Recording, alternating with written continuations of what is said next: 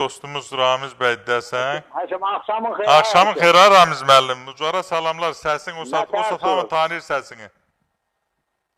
Bu gözəl qardaş. Nə tərsiniz deyirəm həkim? Var olasan. Ucara salamlar.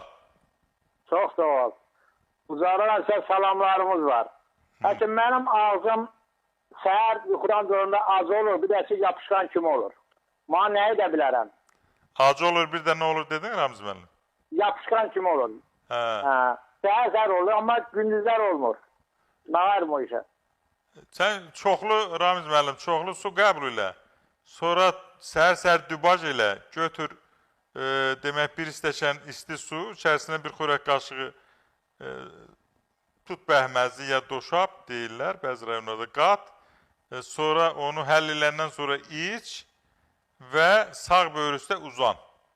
Bir də təbii ki, solma çiçək dəmlə, ona öd otu da deyirlər, öd qovucudur, çox gözəl.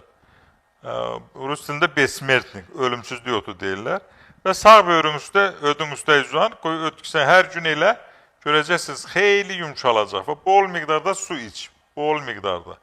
Ağzınızda da quruma olursa, mütləq şəkərə analiz elətdirin. Görək, var mı, yoxdur mu, hər halda